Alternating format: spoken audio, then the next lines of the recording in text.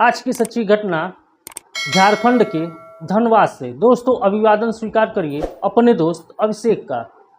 दोस्तों एक 15 वर्षीय बच्चा होता है जो एक 32 वर्षीय विधवा महिला को गर्भवती कर देता है। गर्भवती करने के साथ वह महिला 4 महीने की प्रेग्नेंट हो जाती है।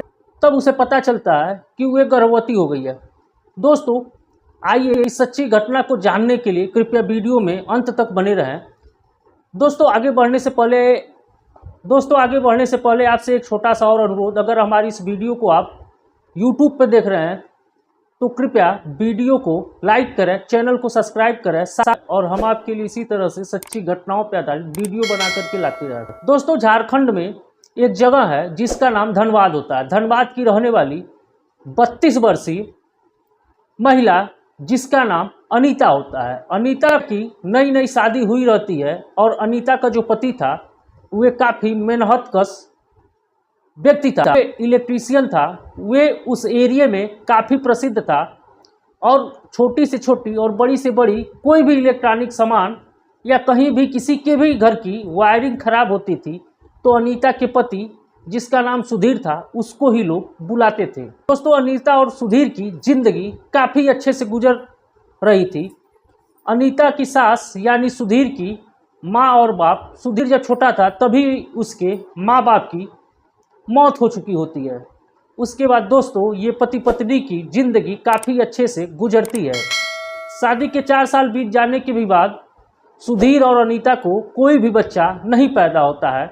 तब तक दोस्तों अनीता की ज़िंदगी में सबसे मनहूस घड़ी आ जाती है। एक दिन सुधीर जो है अपने घर से काम के लिए जाता है। उसके बाद दोस्तों एक घर में पंखा ठीक करने लगता है और उस घर की वायरिंग भी कुछ ख़राब हो गई थी, वायरिंग भी ठीक करने लगता है।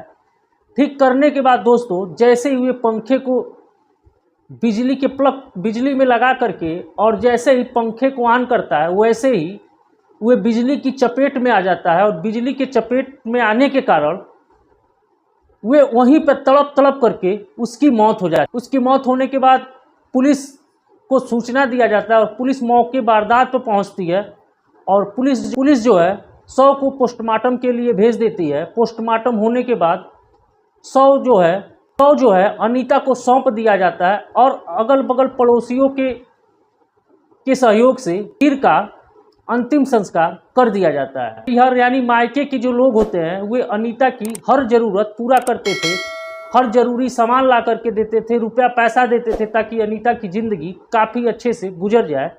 उसके बाद दोस्तों घर वाले अनीता के ऊपर शादी के लिए दबाव बनाते हैं, लेकिन अनीता जो है शादी करने से साफ तौर से मना कर देती है। उसके बाद दोस्तों अनीता की तो सारी ज़रूरतें पूरा हो जा रही थी, लेकिन एक ऐसी ज़रूरत थी जो अनीता की नहीं पूरी हो पा रही थी। वे थी दोस्तों अनीता की जिस्मानी ज़रूरत।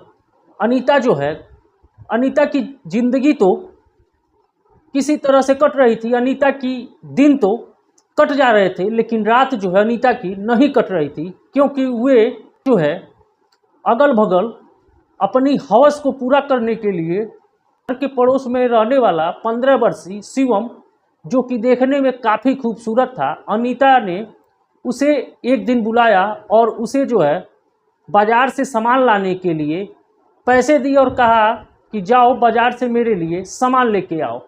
उसके बाद दोस्तों अमूमन गांव में या कस्बों में ऐसा होता है कि अगल बगल पड़ोस के लोग जो भी कहते हैं तो के लोग जब पैसा दे करके मार्केट भेजते हैं तो लोग जाते हैं वहाँ से ख़रीद के लाते हैं।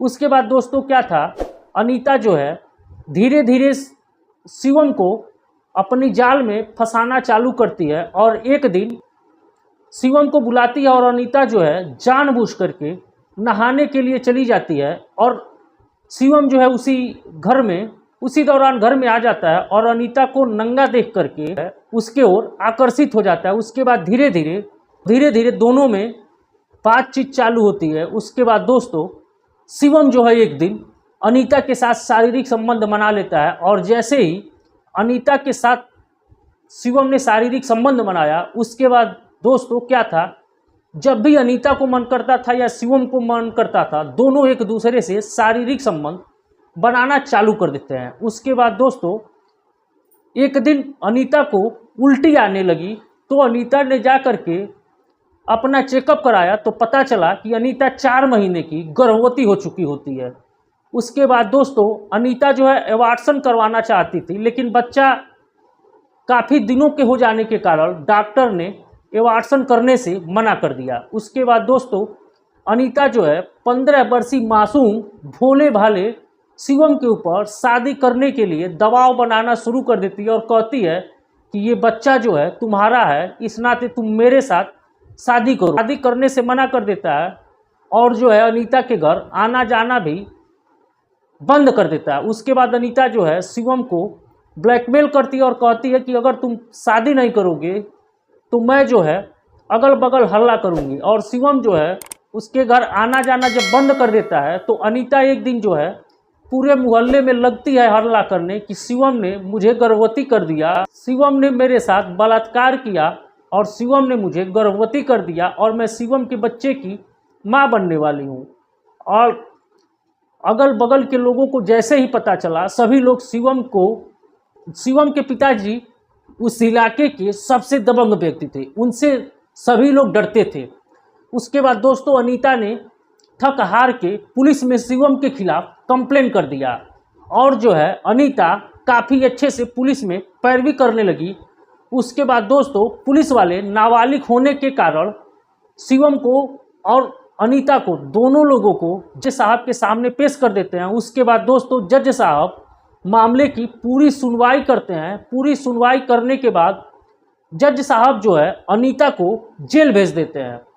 दोस्तों जज साहब अनीता को इसलिए जेल भेजते हैं क्योंकि अनीता के द्वारा लगाए गए सारे आरोप गलत थे, झूठे थे। और जज साहब ने कहा कि तुम तो बालिग हो और शिवम जो है नाबालिग है, ये तुम्हारा रेप कैसे कर सकता है और तुम्हारी रजामंदी से ही ये काम हुआ होगा। इस नाते शिवम को बाइज्जत बरी कर देते हैं। उसके बाद दोस्तों अनीता को जेल भेज दिया जाता है। दोस्तों आजकल इस तरह की जो घटनाएं हो रही हैं, महिलाएं ये सोच रही हैं कि हम जिसके ऊपर भी चाहेंगे उसके ऊपर गलत तरीके से आरोप लगा करके उसको जेल भिजवा दूंगी। और जज साहब ने उल्टे ही अनीता को जेल भेज दिया।